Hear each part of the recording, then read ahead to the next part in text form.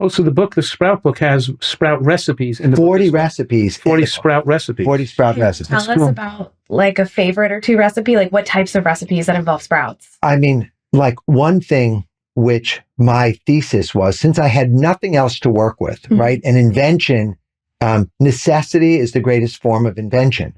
So you can make hummus, like you can buy hummus in the grocery store, right? Or you could take garbanzo beans, sprout them, and mash them, and add whatever flavoring you want, and have a fresh, raw hummus. Oh yeah, that's. Do you add sesame seeds to that?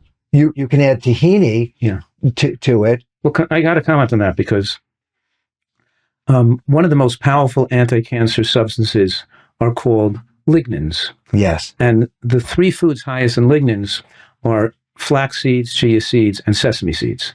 Now, flax seeds have 21 milligrams per tablespoon, but sesame seeds have almost the same amount, like 18 milligrams per tablespoon. So, but they have to be unhulled because that's it's like the hull. It's like the hull of the whole wheat versus white bread. Right. And tahini most tahini is made from hulled. So they're removing the anti-cancer, the most powerful anti-cancer part of the sesame seed, they're throwing away. So we make our tahini fresh from sesame seeds with the chickpeas, with the chickpea sprouts, with the little shredded horseradish, with a little bit of, we make our own. So we're trying to make it with the unhulled sesame or black sesame. There's one brand, I saw one brand of tahini that used chickpeas and black sesame seeds that were unhulled. But I just want to make that clear, listener, unhulled. But you can make great hummus to make it more nutrients and lower the caloric density by using the sprouted chickpeas. Look, we should do the recipe because I have a beautiful mortar and pestle, and I take the unhulled ones and I crush them in the mortar and pestle. Oh, you're doing that now? Oh, yeah. Like that's what I'm using because I want everything to be as fresh as possible. And so you take the sesame seeds, the sprouted garbanzo beans. You can even put some sprouted lentils in because I'm looking also for microbiome diversity. Yeah. So you could throw a bunch of things. So that's one.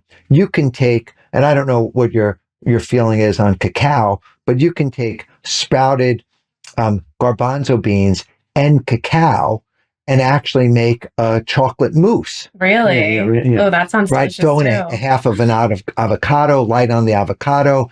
And so, but then, simple things. You could take, some almond butter in a piece of celery and then put the sprouts on top and then put like a little raisin. And so there's different things. Or you could make, dal and anything like lentils are already the staple of the plant-based diet around the world. Right. When you sprout a lentil, you increase the vitamin C by 300%. You quadruple the antioxidants. And so all of a sudden, you're taking something that's healthy and you're making it like orders of magnitude more healthy. So any dish that's being made with that, so you can still make your curry sauce and you can make your others, but all of a sudden you're going to get a fresher texture, you're going to get a flavor, and you're going to get something that is going to be very healing from the microbiome, and the body just loves it. So cool.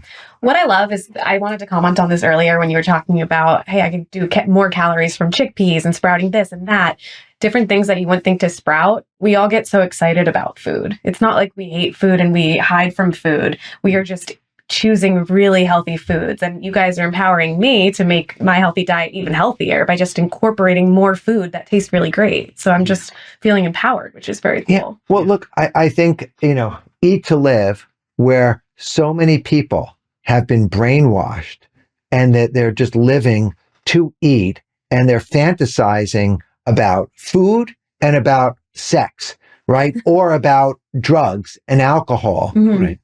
So like that's their life.